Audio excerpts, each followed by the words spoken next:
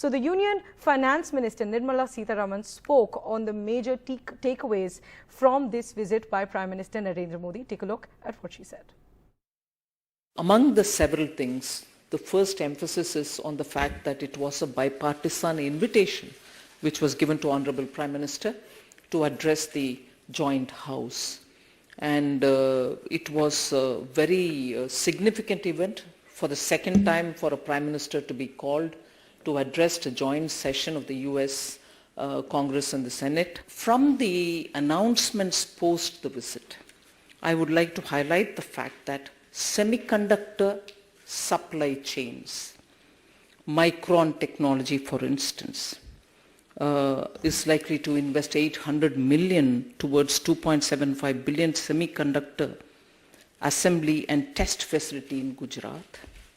And this itself will give more 5,000 to more than 5,000 new direct jobs. मैं मानती हूँ कि इस देश में ही क्योंकि राजनीतिक तरीके से बीजेपी एनडीए गवर्नमेंट के खिलाफ, प्राइम मिनिस्टर मोदी के खिलाफ चुनावी रास्ता में, ठीक है ये कर्नाटका में एक जीत हुई, उसको मैं बोल नहीं रही हूं, मगर राजनीतिक रास्ते में चलते हुए जीतने का उनका संभावना नहीं दिख रही, इसीलिए ऐसे कैंपेन चला रहे हैं।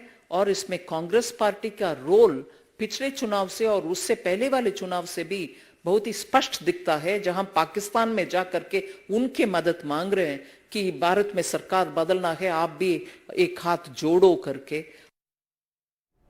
My colleague Vasudha Venugopal now joining us for more details on this. And Vasudha, we just heard the Union Finance Minister there saying that the opposition is saying certain things and commenting on the Prime Minister's visit because they think they can't win in 2024. And along with that, she spoke about the major takeaways from the Prime Minister's visit to the US. So tell us, what were the major takeaways and about this attack on the opposition by the Finance Minister?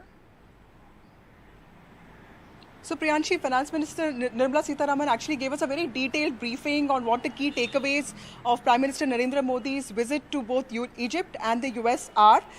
She basically spoke about how the US visit to the Prime Minister to speak at the US Congress was a bipartisan one, with both Democrats and Republicans actually inviting him to speak.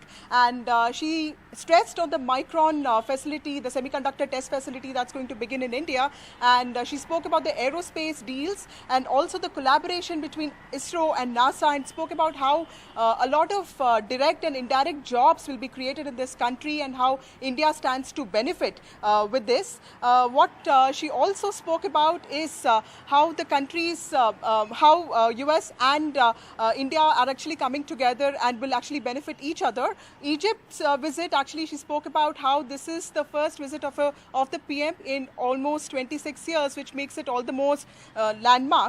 And she also took on the opposition for actually creating some sort of controversy on raising issues of minorities. In fact, this was in response to a question on if the minority issue is being ignored in India, and she said that all of this is happening because the opposition has been able to vitiate, has been trying to vitiate the atmosphere in India, and has also been trying to create a narrative in the West to which some people, and she talked about former US President Barack Obama here. She didn't take his name, of course, but she talked about how some people in the West are also falling victims to this narrative of the opposition. So in all, she said that it has been a landmark visit by the PM to both Egypt and US, and the opposition needs to counter him on welfare measures and not really spread any sort of controversies which have no evidence on ground.